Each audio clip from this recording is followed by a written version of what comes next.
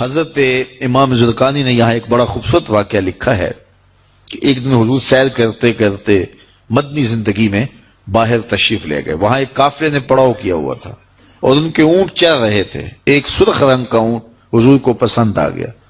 قافلے والوں سے پوچھا اس اونٹ کو بیچتے ہو؟ انہوں نے بیچنا تھا یا نہیں بیچنا تھا. حضور نے پوچھا تو کہا ہاں بیچتے ہیں. میرے شیخ کہتے ہیں میں دل ویچا میں جگر ویچا جے پیارا محمد آ جاوے نہیں میں اپنا سارا کر ویچا جے پیارا محمد آ جاوے. انہوں نے بیچنا تھا یا نہیں؟ کہا جی ہم بیچتے ہیں. اچھا کتنے کا بیچتے ہو؟ کہا جی اتنے کا. سودا طے ہو گیا. حضور نے فرمایا کہ میں کوئی تاجرانہ غرض سے تو آیا نہیں تھا کہ میں قیمت ساتھ لے کے آتا. میں تو سیر کرتا ادھر آ نکلا اور تمہارا اونٹ مجھے پسند آ گیا اور میں نے اس کا سودا کر لیا. ایسا کرو کہ اونٹ مجھے دے دو اور میں شہر جا کر کے اپنی اس کی اونٹ کی قیمت تمہیں بھیج دیتا ہوں. انہوں نے کہا میں منظور ہے. حضور نے اونٹ پکڑا اور چل دیے. اور جب حضور جا رہے تھے تو وہ حضور کو دیکھتے رہے اور جب آقا کریم نظروں سے اوجھل ہو گئے تو وہ دلوں پہ ہاتھ رکھ کے کھڑے ہو گئے. تھوڑی دیر کے بعد سکتے سے جب باہر آئے تو ایک دوسرے سے پوچھنے لگے یار یہ شخص جو اونٹ ادھار لے گیا اس کا پتہ پوچھا تھا کسی نے؟ جب کسی کو نقد سودا دیا جائے تو اس کا عطا پتہ پوچھنے کی ضرورت نہیں ہوتی. اور جب کسی کو ادھار دیں تو یا آپ اسے جانتے ہو یا درمیان میں کوئی ضامن ہو یا کوئی چیز گروی رکھی جائے. اور کہا ایک شخص آیا تم نے اس کو اونٹ دے دیا اس کا پتہ بھی نہیں پوچھا, اس نے کوئی درمیان میں ضامن میں نہیں دیا, تم نے کوئی شے بھی گروی نہیں رکھی اس کی, تو یار تم سب کی عقل پہ پردہ آ گیا, اس کا پتہ تو پوچھ لیتے, قیمتی اونٹ لے گیا. ایک بولا یار جب وہ باتیں کرتا تھا منہ سے پھول جھڑتے تھے.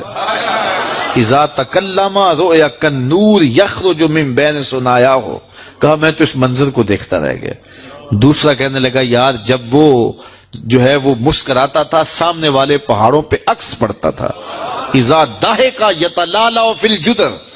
تیسرا بولا یار میں تو اس کی آنکھیں ہی دیکھتا رہ گیا. کیا خوب سجن دیاں اکھیاں نے, کیا خوب سجن دیاں اکھیاں نے جویں پر کے سرائیاں رکھیاں نے. تو اجے میرا یار نہیں ڈٹھا جنوں ویکھ کے چن شرماوے. ادھی راتی دن چڑھ جاوے جیو رخ تو نقاب اٹھاوے. تے جیو نکلے سیر کرن نو سارا گلشن سیس نواوے. اتے دھرتی لف لف جاوے جے ہاتھ پھلاں وچ رکھدا ہاتھ پھلاں تو ود جاوے. نین نشیلے مست رسیلے وچ سونا کجل سہاوے. اکھ اگڑے تے انج پیا جاپے جویں میں خانہ کھل جاوے. توبہ توبہ حسن سجن دا چال نہ چلی جاوے. بجلی ڈردی لشک نہ مارے متا بے ادبی ہو جاوے. تے جے او کھولے پیچ زلف دے اتے راہی راہ پل جاوے. توبہ توبہ حسن سجن دا چال نہ چلی جاوے. علم خدا نے اینا دتا عقلاں وچ نہ آوے. عقل خدا نے اینی دتی علماں وچ نہ آوے. کی اعجاز نظر وچ او دی جو آوے وک جاوے. خلق او دے نے مولئی دنیا کوئی ورلائی جان بچاوے. آزم ایڈا سونا ماہی سانو کدرے نظر نہ آوے. انہوں نے کہا جو بھی ہوا تم اس کے حسن میں کھو گئے اور وہ قیمتی اونٹ اپنے حسن کا جادو جگا کے تم سے ہتھیا کے لے گیا. امام زرقانی لکھتے ہیں جب انہوں نے یہ کہا نا کہ قیمتی اونٹ ہتھیا کے لے گیا تو اب تک خاموش بیٹھی خیمے کے پردے کی اوٹ میں بیٹھی قافلے کے سردار کی بیوی نے خیمے کا پردہ سرکایا اور ان سے مخاطب ہو کے بولی انا ضامنۃ لسامان جمالکم لا یغدر بکم. خبردار اس کے خلاف کوئی بات کی تو اگر وہ قیمت نہ دینے آیا تو مجھ سے لے لینا, میں اس کی ضامنہ ہوں. انہوں نے کہا اچھا تو اسے جانتی ہے؟ کہا واللہ میں بھی نہیں جانتی.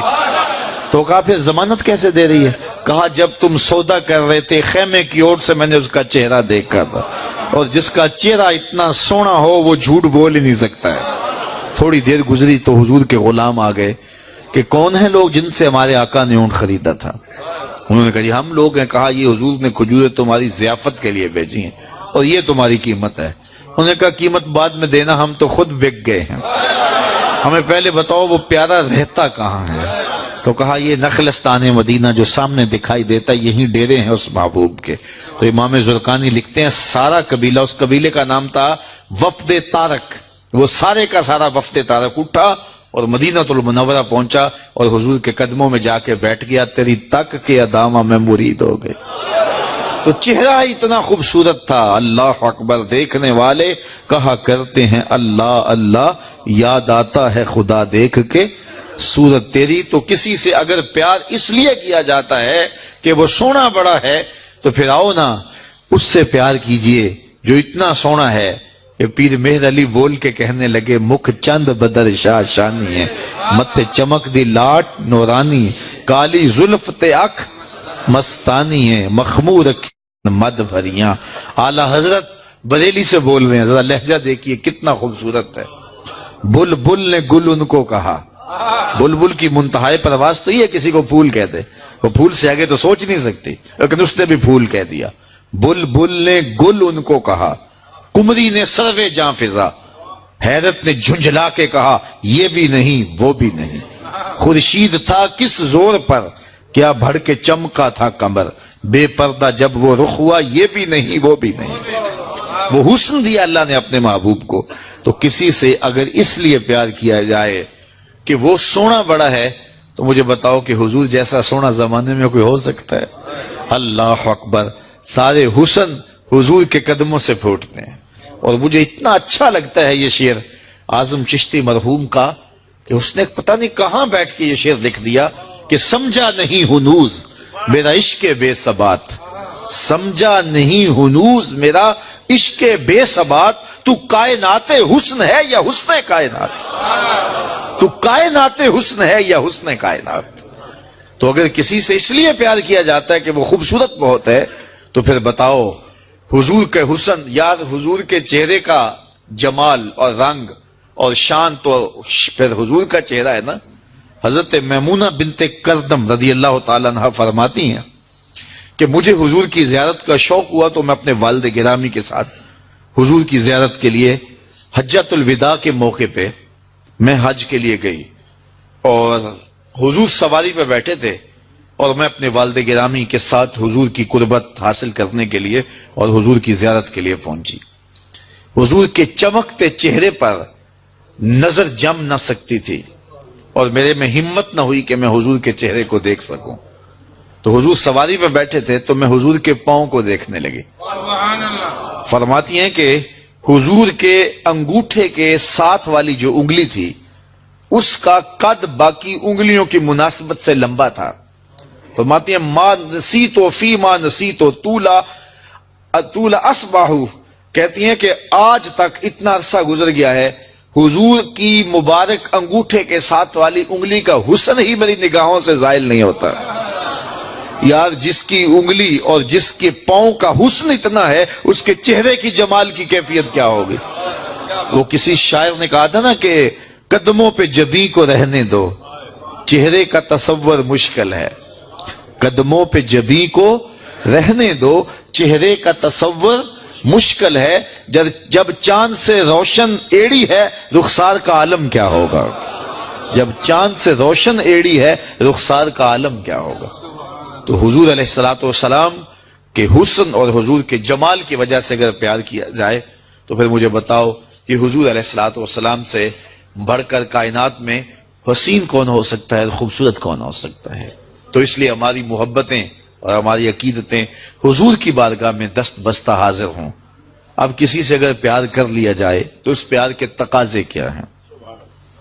بندہ جس سے پیار کرتا ہے اس کا کثرت سے ذکر کرتا ہے، اور یہ محفل میلاد اس عقیدت کا روپ ہے، محبت کے اس تقاضے کی تکمیل ہے۔